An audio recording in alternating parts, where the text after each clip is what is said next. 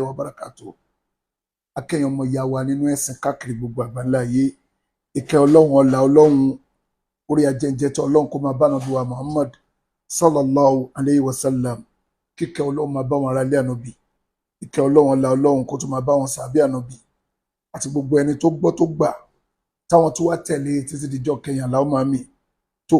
mo fẹ́ sáré ṣe short video yìí ni torí t'Ọlọ́run fún bàbá wa apology ni o, torí pé mo tẹ̀ ti ń ṣe apology náà, kò yẹ pé mo ẹ̀ṣẹ̀ máa ṣe apology náà, torí pé nígbà tó di lánàá tí mo ń wá mo kàn wo àwọn fídíò tí mo fi ṣe apology fún bàbá wa ọba ìlú Ìlọrin, tàbá ní ká wò ó lọ ká wò ó bọ̀ láti 2020 mo ní fídíò yẹn lọ́wọ́. Lánàá nígbà tí mo táìpù kìíní yẹn sórí fóònù wa, mo wá wò pé láti 2020 ni àìmọye apology tí mo ti ṣe fún bàbá wa ọba ìlú Ìlọrin àtàwọn bàbá wa Imam Ilorin lóríṣiríṣi, kọ́lọ́njọ́ má ṣàìṣàánú wa. Tó àwọn àgbàlagbà náà pariwo pé tí ẹlẹ́ṣẹ̀ bá mọ ẹ̀ṣẹ̀ ẹlẹ́ṣẹ̀ kò ní pẹ́ lórí ìkúnlẹ̀, torí pé àkọ́kọ́ ń bẹ bàbá wa ọba Ìlọrin kò síbi tó ti bú mi, bàbá Imam Ilorin kò síbi tó ti bú mi, ọmọdé mo jẹ́ fún wọn. Ọmọ lè ṣe mistake sáwọn òbí ẹ̀, òbí náà máa foríjì náà ni. Àpẹẹrẹ tí wọ́n fi mú obìnrin náà ni pé tọ́mọ bá ṣe tí ò dáa, òun náà ni pé tọ́mọ yẹn bá wá sunkún wá pé ẹ foríjì mi. Àwọn àgbàlagbà ilẹ̀ Yorùbá wọ́n ní ọdẹ ní ọmọ kékeré òkè mọ orí jẹ kó má ra lọ́wọ́, tó bá ra lọ́wọ́ kó má ra lẹ́sẹ̀. Èmi tèmi wá lọ tanu sí wàdà àwọn bàbá wa ọba Ìlọrin, ó ti ra mi lọ́wọ́, ó tún ti ra mi lẹ́sẹ̀ báyìí. Ohun tó bí apology yìí tí mo tún ṣe léni, tábà wo déètì èní ní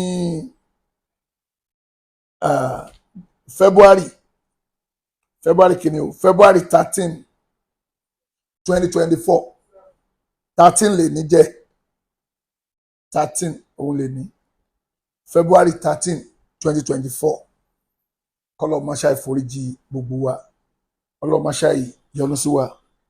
Nígbà tí mo dé ọ̀dọ̀ bàbá wa tí mò ń sọ̀rọ̀ parọ́ bàbá wa ọba ìlú Ìlọrin, mo rántí ìjọ́ kan tí mo ṣe apology náà.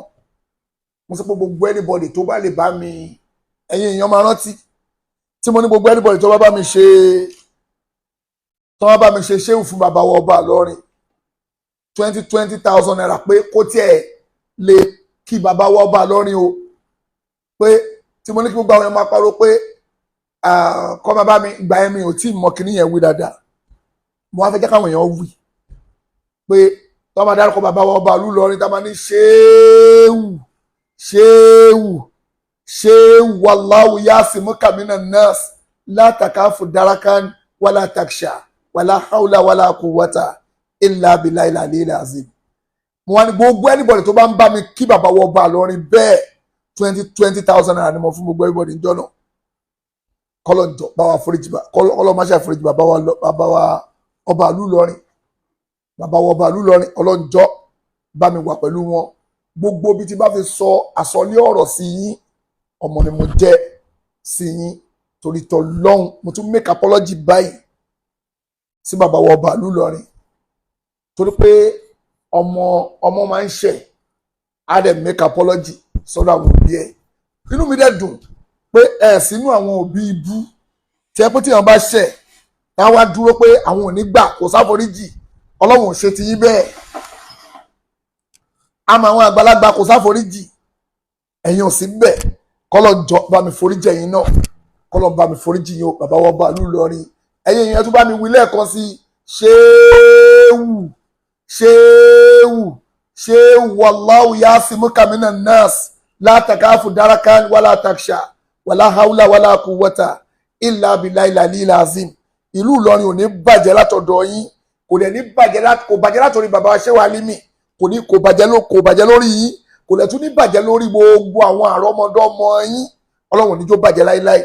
Ìlú Ìlọrin kò ní dìlú ẹlẹ́bọ, gbogbo ètè àwọn alábòsí kí Ìlọrin bá lè dìlú ẹlẹ́bọ. Ọlọ́run jọ́ má fún wọn ṣe. Inú mi dùn nígbà tí àwọn ọ̀dọ́ Ìlọrin tó ń dìde lórí àwọn ẹlẹ́bọ tó fẹ́ gbẹ́bọ wọ̀ lọ́rin, wọ́n ṣe iṣẹ́, wọ́n gbìyànjú, kọ́lọ́run jọ̀ọ́ bá wa pẹ̀lú wọn, gbogbo wọn látòrí àwọn ògo Ìlọrin nígbà náà wọ́n gbìyànjú o. Gbogbo ẹ̀yin ọ̀dọ́ tẹ dìde nílọrin, tẹ jà, tẹ sapá pé ọ̀tún Ìlọrin ò ní dòsì, Ọlọ́run á bá wa kún gbogbo yín lọ́wọ́, Ọlọ́run á bá wa kún gbogbo yín lọ́wọ́, Ọlọ́run á bá wa kún gbogbo yín lọ́wọ́. Tẹ́ ẹ̀ jẹ́ kójú ti bàbá wa ọba ìlú Ìlọrin, torí pé tí nǹkan bá ṣẹlẹ̀ níbẹ̀ yẹn ojú ti bàbá wa ọba ìlú Ìlọrin ni. Táwọn ẹlẹ́bọ wá gbẹ́bọ wá síbẹ̀ pé àwọn fẹ́ wá ṣe ìṣẹ̀ṣe de àwọn nílọrin. Ojú ò wá ti bàbá wa ọba Ìlọrin nìkan, ojú ti gbogbo àwa mùsùlùmí lápapọ̀, torí pé ìlú Ìlọrin ní nọ̀kíìbù gbogbo lẹ̀ Yorùbá, tọ́hán aukarian bá fẹ́ bá kọ̀, ìlú Ìlọrin òun ní nọ̀kíìbù gbogbo lẹ̀ Yorùbá lápapọ̀. Àwọn sọ pé Ìlọrin ò ń ṣe lẹ̀ Yorùbá, bẹ́ẹ̀ ni yàrá ní ò ń ṣe lẹ̀ Yorùbá, but ṣé ń sọ Yorùbá ń bí àbọ̀ ń sọ Yorùbá, ṣé ọmọ Yorùbá wọn bí àbọ̀ ń sí ń bẹ̀. Tábà ní pé ìbò náà ti gbé ìsìlámù tí ìsìlámù fi tàn wọ gbogbo lẹ̀ Yorùbá o, ìsìlámù lè ti dé ìlú mi o kó tó dé lọrin, bóyá kí Ìlọrin tó ẹ̀sìn sí o, but ibi tó tan ìsìlámù dé gbogbo lẹ̀ Yorùbá pátá táfà pọ̀ níbẹ̀ tó ń gbìyànjú fún ìsìlámù nílẹ̀ ní Nàìjíríà o, nílẹ̀ Yorùbá o, Ìlọrin ni àwọn àfáà láti bẹ̀ wọ́n gbìyànjú. Báwọn àfáà ṣe gbìyànjú, àwọn ọmọ ọ̀dọ́ kan náà tó wá wà tó fẹ́ bàjẹ́. Irú àwọn ọ̀dọ́ yẹn ló fà á tèmi fi lọ ṣe ṣìtẹ́nu bá bàbá wa ọba Ìlọrin, torí tọlọ́hun ẹ má bínú, ní ti bá ṣe ṣiṣẹ́ láṣìṣe, Ọlọ́run jọ̀ọ́ bá wa pẹ̀lú yín, ẹ foríjì mi bàbá wa ọba ìlú Ìlọrin. Bákan náà bàbá wa Imam Chief Imam Ilorin, bàbá wa Muhammadu Bashir, kọ́lọ́run jọ̀ọ́ bá wa pẹ̀lú yín, Ọlọ́run á bá wa pẹ̀lú yín. Mi ò tó bẹ́ẹ̀, mi ò tó dárúkọ yín kí n pè yín ní orúkọ.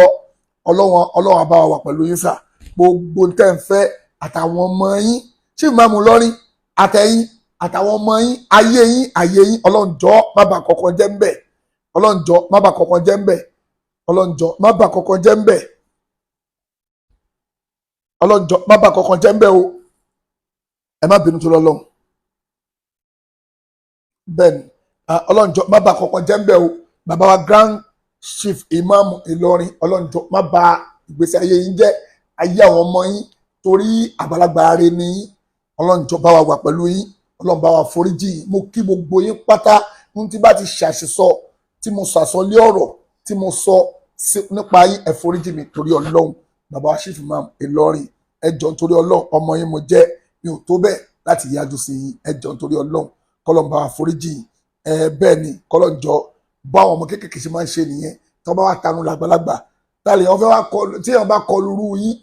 tẹ bá sọ pé tẹ bá náà ní foríjì irú wa, táwa làwa àdàbí èèrà níwájú yín ni, tẹ bá náà fẹ́ tẹ̀ wá pa ni, torí pé ẹwọ nítumọ̀ wájú yín. Bẹ́ẹ̀ ni níwájú Ọlọ́run nìkan náà ló ju gbogbo wa lọ. Ọlọ́run á bá mi wà pẹ̀lú yín, ẹ foríjì mi torí Ọlọ́run. Bàbá wa Chief Imam Ilorin, kọ́lọ́run jọ̀ọ́ bá foríjì ẹ̀yin náà. Bàbá wa retired justice tó bàbá wa retired justice, kọ́lọ́run jọ̀ọ́ bá wà pẹ̀lú yín. Professor ẹ má jẹ́ kí n ṣe mistake o, Professor Hamzat Kwasu, kọ́lọ́run jọ̀ọ́ bá mi wà pẹ̀lú yín, Ọlọ́run jọ̀ọ́ bá mi wà pẹ̀lú yín. Mo dúpẹ́ lọ́wọ́ ẹ̀yin náà, Ọlọ́run á bá mi wà pẹ̀lú yín o, ẹ jọ̀ọ́ nítorí Ọlọ́run, gbogbo mi tí bá fi ṣàṣìsọ lórí àwọn ọ̀rọ̀ yìí. Bàbá wa S.O. Muhammad, tí ọlọ́mọdé ṣe mistake, bàbá wa S.O. Muhammad, Ọlọ́run á bá wà pẹ̀lú yín, ẹ foríjì mi torí t'Ọlọ́run. Inú mi dùn, gbogbo ẹ̀yin àáfàá tẹ wà pẹ̀lú bàbá wa ọba ìlú Ìlọrin, Ọlọ́run á wà pẹ̀lú yín, àtẹ̀yin gbogbo àwọn justice tó ń wà pẹ̀lú bàbá wa ọba Ìlọrin. Gbogbo ẹ̀yin tẹ́ ń pè mí, mi lè gbé kọ́ọ̀lù, ẹni sùúrù torí Ọlọ́run, mi lè gbé kọ́ọ̀lù. Professor Hamzat mọ́mbà, ẹ má bínú torí Ọlọ́run, gbogbo ẹ̀yin tẹ́ ń pè, Professor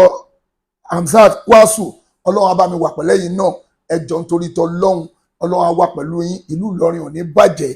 ìlú Ìlọrin ò ní bàjẹ́ o ìlú Ìlọrin ò ní bàjẹ́ o ìlú Ìlọrin ò ní bàjẹ́ o gbogbo ẹ̀yin tẹ́ ń pè mí ẹ má pè fóònù mi ń sìn mo ń ṣe program mo ń make apology fáwọn àgbàlagbà nílùú Ìlọrin ní ọwọ́ tí mo dẹ̀ gbọ́dọ̀ ṣe é nísìn torí Ọlọ́run ẹ jẹ́ gbé kọlù Assalamu alaikum màá pè yín padà mo sáré ṣe nǹkan kan lọ́wọ́ màá pè yín padà few minutes nsìn.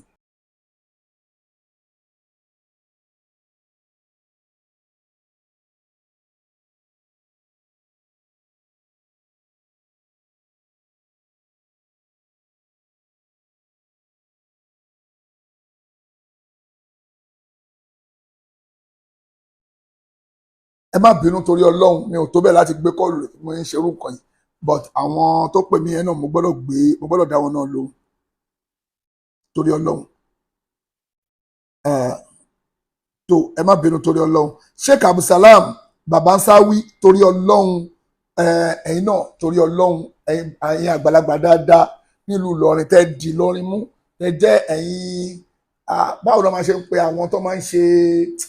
kíní bí community ulam mo rántí bọ́ yẹn ń pè kíní náà nílọrin mo rántí bọ́ yẹn ń pè fún àwọn àfáà tó máa fi ń mo ti gbàgbé bọ́ yẹn ń pè àwọn community náà nílọrin àwọn àgbàlagbà àwọn àfáà àgbà náà wà bẹ́ẹ̀ tí ẹ pé wọ́n máa fi ń ṣe bí ìlú ṣe máa tòrò bí ìlú ṣe máa dá náà ní nínú Islam torí t'Ọlọ́hun ẹ foríjì mi torí t'Ọlọ́hun ọdí bá ṣe tí mọ́ ń bọ̀ Sheikh Abdulsalam torí t'Ọlọ́hun Babansawi torí t'Ọlọ́hun Ọlọ́run bá mi foríjì tó bàbá wa náà Sheikh wa olóko ẹwà náà Ọlọ́run á bá wa wà pẹ̀lú yín Sheikh wa olóko ẹwà torí pé mò ń wo orúkọ wọn níbẹ̀ náà ni Ọlọ́run á bá wa wà pẹ̀lú yín náà ẹ foríjì mi Ọlọ́run á bá mi wà pẹ̀lú yín mo dúpẹ́ lọ́wọ́ gbogbo yín pátápátá lórí àtúnṣe tí mo ń gbìyànjú àti ṣe tẹ̀yìn àgbàlagbà náà dẹ̀ kúnyàn lọ́wọ́ pé ṣàtúnṣe báyìí kọ́rọ̀ tán lẹ̀ Ọlọ́run á bá mi wà pẹ̀lú yín Ọlọ́run á bá mi dúpẹ́ fẹ́yìn bàbá wa bẹ́ẹ̀ gbogbo yín bẹ́ẹ̀ ṣe wà ẹ̀yin àgbàlagbà wa bẹ́ẹ̀ ṣe dúró ti bàbá wa ọba ìlú Ìlọrin àti gbogbo ẹ̀yin àfáà látòrí àwọn àfáà tí mo ti tarun sí ni látòrí bàbá wa Sheikh Adamu ni bàbá wa Sheikh Adam Sheikh wa Sheikh Habib títí délé àwọn Sheikh wa Sheikh Fagba àti gbogbo ẹ̀yin àfáà tí ẹ pé mo tanu sọ́dọ̀ yín tí ẹ pé mo ṣe mistake